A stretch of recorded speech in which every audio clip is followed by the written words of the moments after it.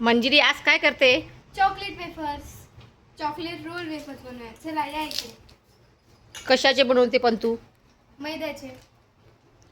ते कसे करशील? पहिले मी याच्यामध्ये मैदा टाकला 1 कप आणि साखर टाकली 1 कप. आता मिल्क पावडर.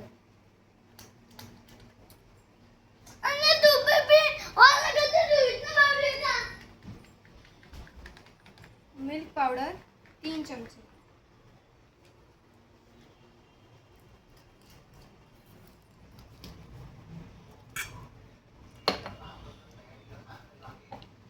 सॉल्ट.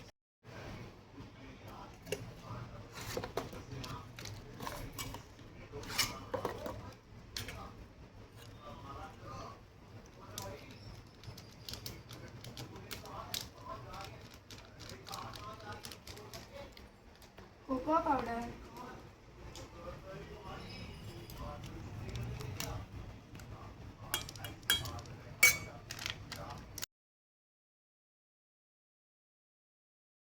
हॅलो, मी पल्लवी. तर आता इथून पासून मी बोलणार आहे, कारण की मंजिरीला काम करताना बोलताही येत नव्हतं. आणि सगळ्यात महत्त्वाचं म्हणजे मध्येच तुम्ही कबीरला पाहिलं. आता कबीरने तर टी व्हीचा खूप मोठा आवाज केला आहे, त्यामुळे मंजिरीचं बोलणं इथं तुम्हाला ऐकू पण नसतं आलं, कारण मंजिरीचा आवाज आधीच खूप बारीक असल्यामुळे. तिला मी म्हटलं इथं मी आवाज टाकून देईल, आणि कबीरला जर टी व्ही नाही पाहू दिला तर कबीर हा मंजिरीला तिचं कामही करू देणार नाही. आणि दोघी मुलांना त्यांची कामं खूप महत्त्वाची असतात. तर इथं मंजिरीने त्यामध्ये थोडंसं व्हॅनिला इन्सेन्स, त्यानंतर थोडासा सोडा आणि दूध टाकून छान तिला जसं पाहिजे तसं बॅटर रेडी केलं आहे. आणि मंजिरीचं काम इतकं परफेक्ट असतं, जोपर्यंत तिला हवं तसं ते जमत नाही तोपर्यंत ती करण्याचा पुरेपूर प्रयत्न करत असते. त्यानंतर तिने इथं नॉनस्टिक तवा घेतला आहे आणि नॉनस्टिक तव्यावर तिने छान तिचं वफल्स त्यावर टाकलं आहे. आणि तिलाही तेही एकदम परफेक्ट हवं असतं. तिला मी म्हटलं की मी टाकून देते, पण आजकालची मुलं आपलं बिलकुल ऐकतच नाही. त्यांना जसं पाहिजे असतं तसेच ते करत असतात. आणि मलाही वाटतं थोडंसं त्यांना शिकू द्यावं, तेव्हाच त्यांना आपल्या आईवडिलांची थोडीशी कदर पण येते. आणि त्यांना कळतं की आपली आई दिवसभर किचनमध्ये किती काम करते.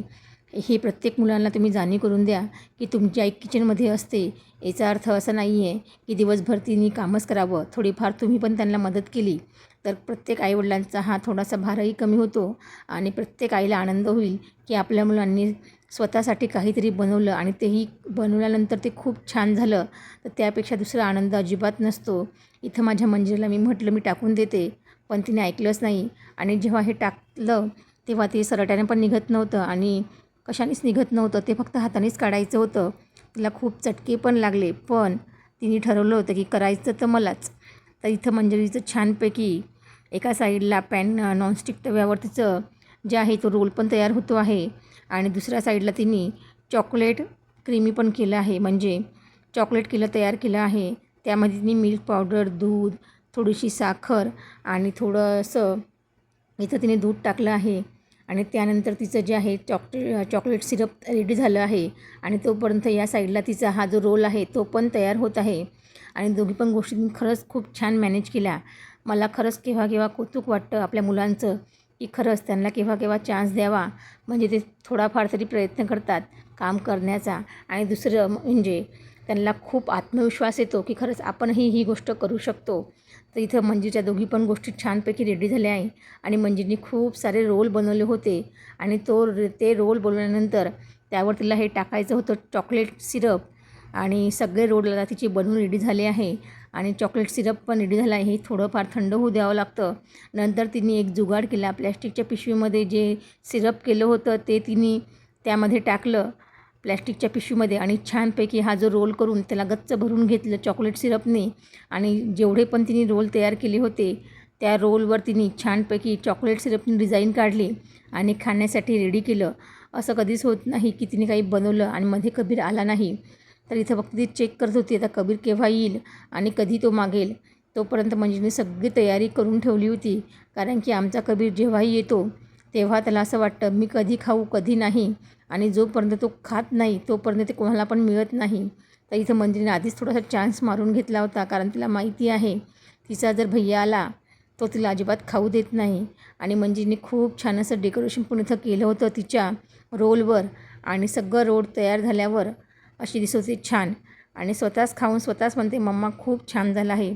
खरंच तिचं असं वाटतं केव्हा केव्हा मला छानपैकी पाठ थोपटावी. पण तिच्या बऱ्याचशा रेसिपी खूप छान असतात.